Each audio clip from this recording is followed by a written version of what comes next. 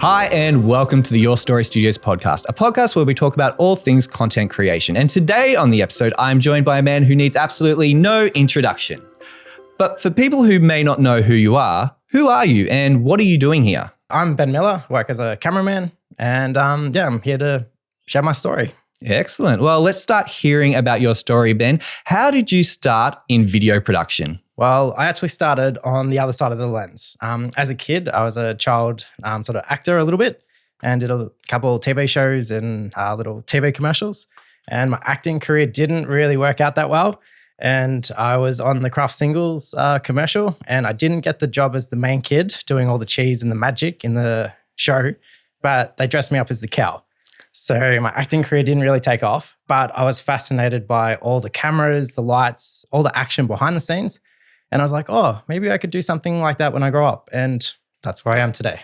So, excellent. Oh, talk me through the process. So you went from a failed child actor as a cow, and then what was the first step to actually getting behind a camera and starting your video production journey? Yeah, I was always loved playing with cameras and things growing up. And then it wasn't until sort of after high school, I was looking at courses and what could I actually do, which avenue to go down. I love movies, but in Australia to make a movie and make that a career, I'm like, it's pretty tough. So I thought, oh, maybe some corporate videos or filming in general, and we'll see how we go. So I went to JMC Academy in South Melbourne and did a camera course for 2 years. Then after that, I started my own business straight away and started filming weddings, corporate videos, school dances, all the sort of good base to learn how to film. And then from there, I got into bigger corporate events. And then from that, I got into some TV work. And I got hired for a couple travel TV shows. And then I'm like, oh, this is an amazing job. I really, really like doing that sort of work. And that's sort of where my career's taken me. Yeah, great. So you got it was a degree that you got? Advanced diploma. Diploma. And then straight out of that, you were bold enough to start a business. Talk me through that process. You didn't want to go work somewhere else first. You just dived straight in. Talk me through that. Yeah, so I did work in a restaurant as a waiter and had to earn enough money to pay for the gear at the start. But I really just wanted to get out there, do as much filming as I possibly could.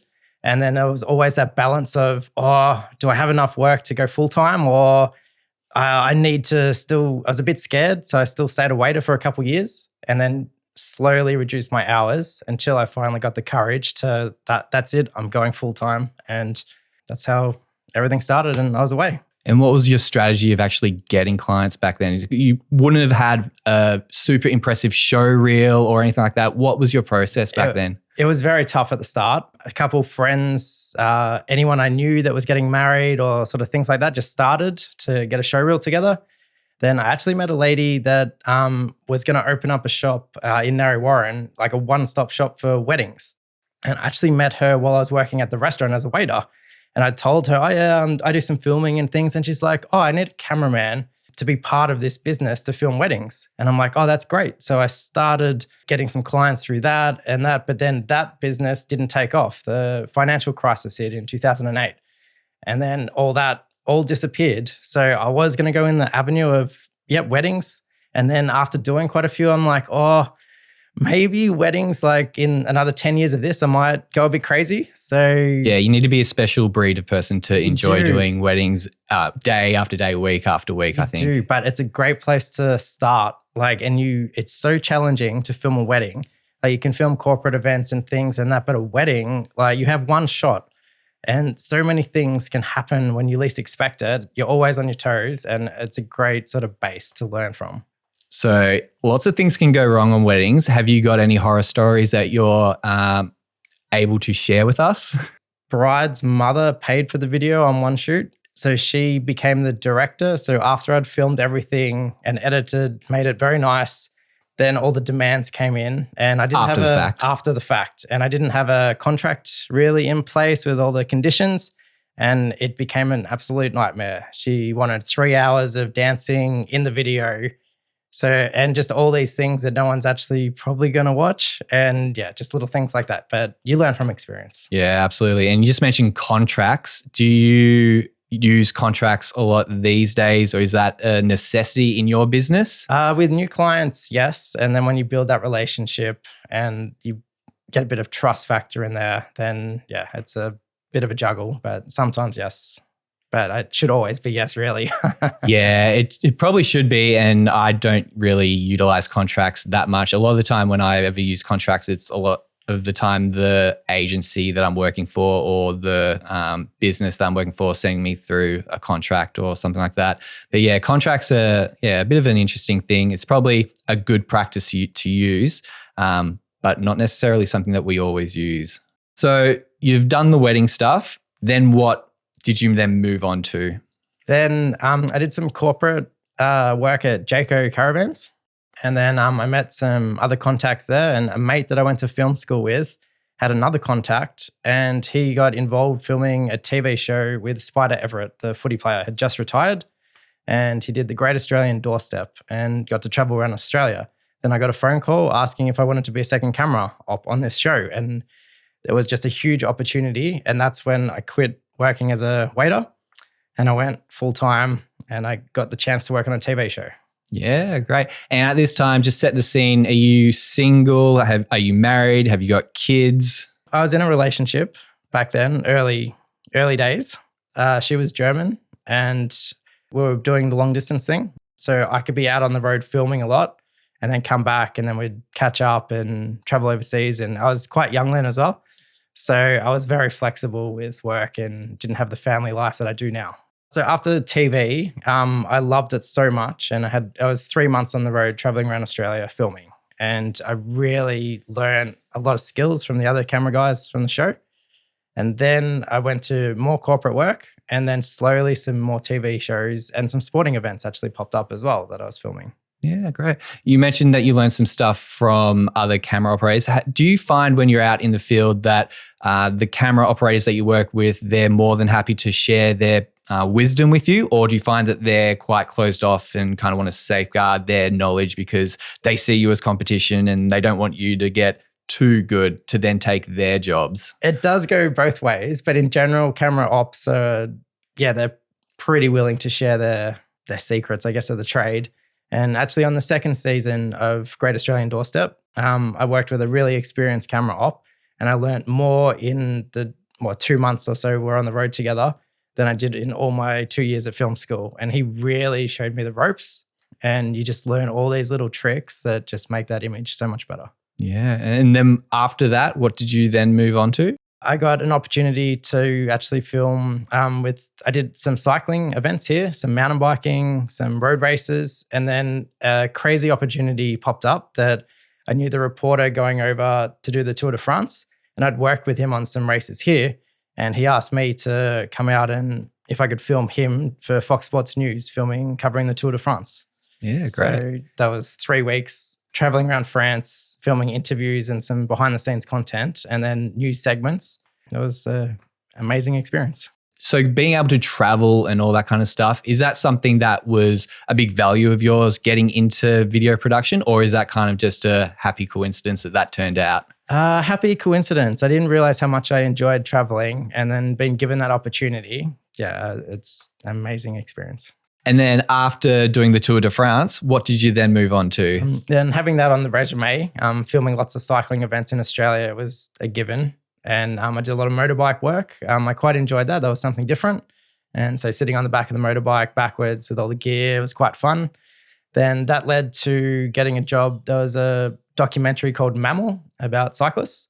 And I became the cameraman for doing all the motorbike work, filming in the UK and America for the documentary. Yeah, great. And Mammal, that stands for something, doesn't it? Middle-aged men in Lycra. Yes, I've heard that before. And then after that, what did you then move on to? Then more corporate jobs, Commonwealth Bank and a couple other big ones, just networking, meeting people and getting recommended. And then some bigger TV shows actually popped up. And Australia's Got Talent. I got a job doing a little bit of sort of behind the scenes work. And then there was some digital content started growing with all these extra channels on TV. And I started shooting a lot of content for the extra bits.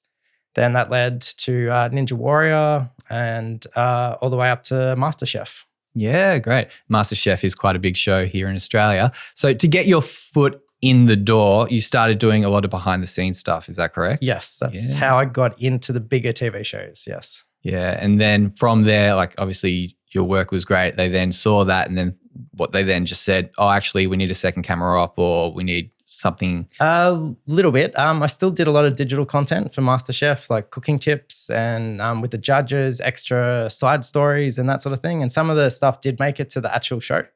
Then I did work on some other shows, four-wheel drive shows, Murphy's Fishing, What's Up Down Under, another travel show. And I became the main camera operator for all of these shows.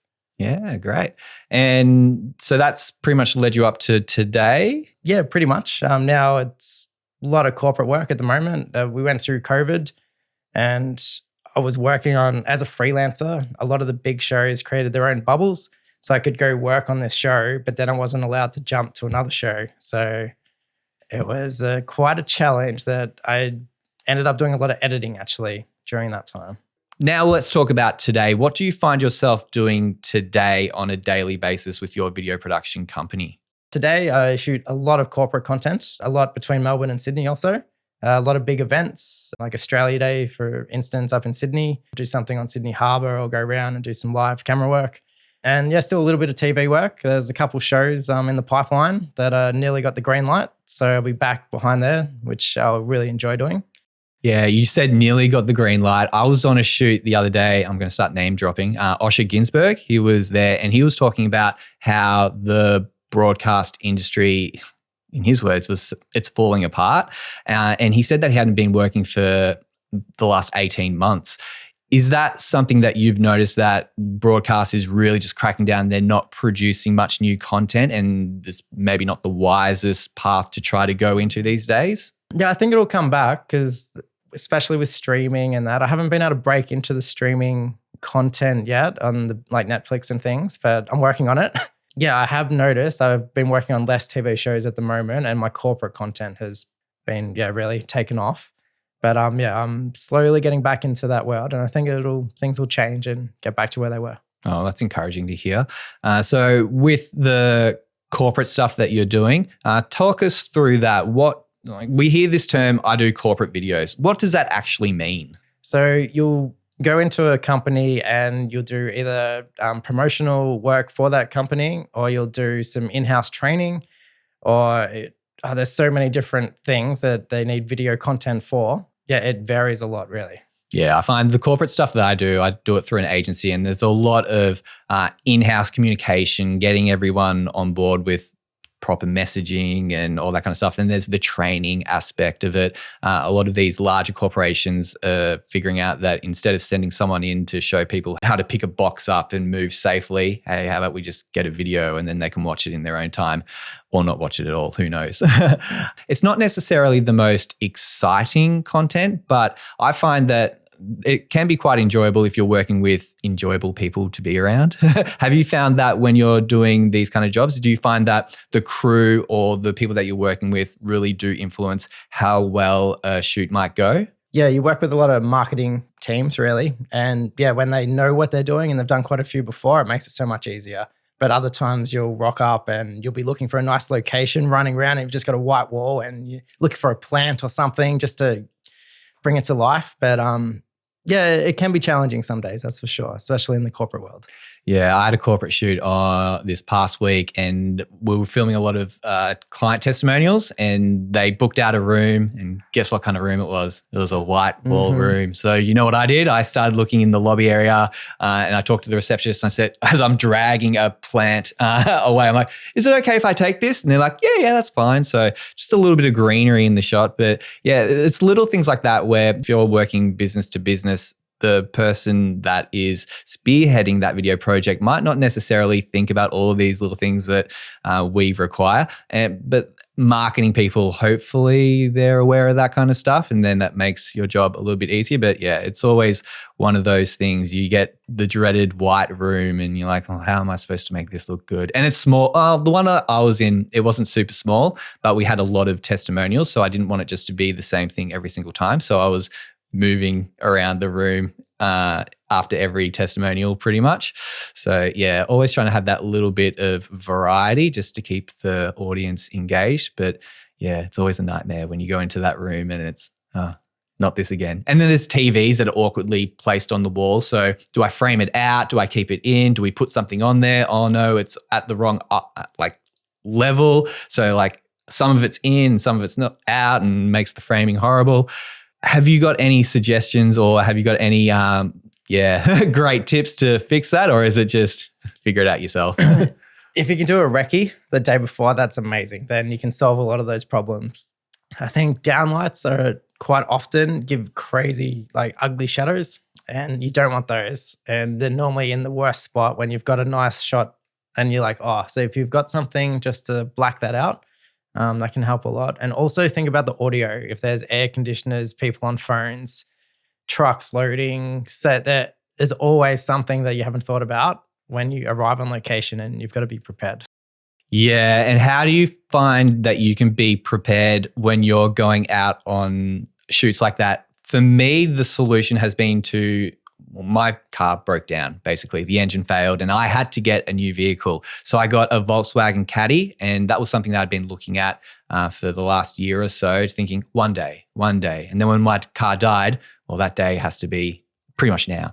So I now have a small production van, basically, where I just put the majority of my equipment in, or at least the equipment that I know that I would use on 90% of my shoots. So if I get to a gig and I need to set up a shotgun mic on a stand, I've got the stand in my van, as opposed to every single time I go out on a shoot thinking, do I need this stand? Nah, I don't need it. And then I get to the shoot, I really should have brought that stand. What's your process for that kind of stuff? It's exactly the same thing. Have everything in the car, even if you don't think you need it, or if you're hesitating, that's your answer. Grab it, bring it.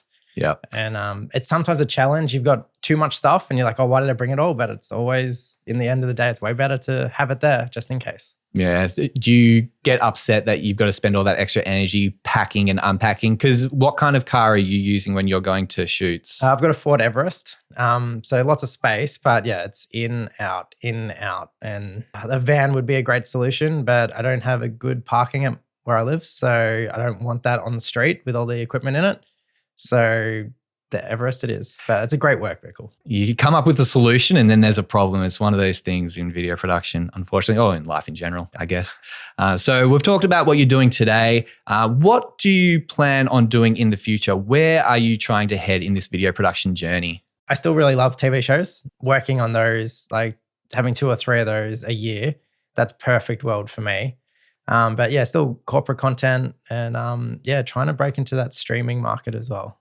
Yeah, okay. So you don't have any big plans on taking over the world with a video production company, agency, or anything like that? What kind of structure do you have with your business right now? Okay, so I hired as a freelance shooter, basically, and I use editing to fill in the gaps between shooting.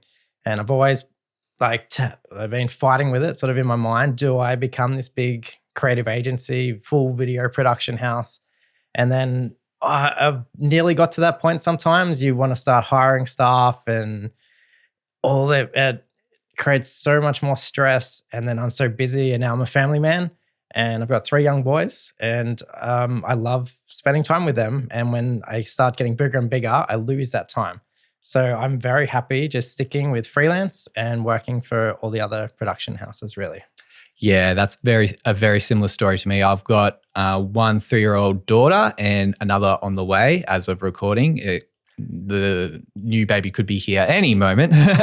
But I do remember pre-2020 thinking that I wanted to create Your Story Studios being a kind of like a full agency type thing. So there'd be me doing videography, then we'll have photographers, marketing people, social media managers, even maybe in-house audio producers as well. Like this is all like dreaming big and all that kind of stuff. And then 2020 happened, and I was so glad that I hadn't pulled the trigger and signed a lease to get a building and start employing other people to do that kind of stuff, because it would have been quite a stressful few years doing that. So having that experience and dodging that bullet, I think I've come in line with your way of thinking as well. I like spending time with my family, and this kind of projects that I do, it does fulfill my creative itch, I guess. And I'm not constantly looking at other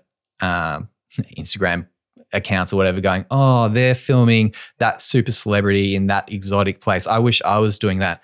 That's all right. That's not really for me. They can do that. And I'll continue doing these kind of shoots where it's not as glamorous, but it still pays the bills and it's still enjoyable as well. And it still has value as well, which is good. You always want to have value in the kind of content that you're creating. Speaking of value, what kind of projects do you find recharge you the most and give the most value to your clients? I guess some of the shows are just pure entertainment. Like at the end of the day, that's all it is. And that's great. People need entertainment. But I did work with one of my great friends, Angie Hilton. Her TV show, Destination Happiness, I filmed season 3 of that. And that was going around helping people, all sorts of different things. And it was quite rewarding, like hearing their stories and actually being in the spot that you could help these people do things. And then coming home thinking, oh, I've created some nice content. It's actually helped someone today. And that was really rewarding. So if I could do some more TV shows around that sort of thing and mental health and all these so common these issues today, that would be fantastic. Yeah, awesome. And to finish off today's episode, Ben, do you have any words of wisdom for the audience? If you're thinking of becoming a cameraman, just go out and do it. Just practice. Yeah, it won't be that great at the start, but you'll get better.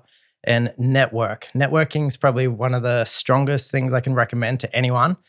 Talk to everyone on set, get your name out there, and you'll just get more and more experience. And if I had have known that when I was young, it would have helped so much to get me to where I am today. Excellent. Thank you for sharing those words of wisdom, and thank you for coming on the Your Story Studios podcast. Thanks for having me.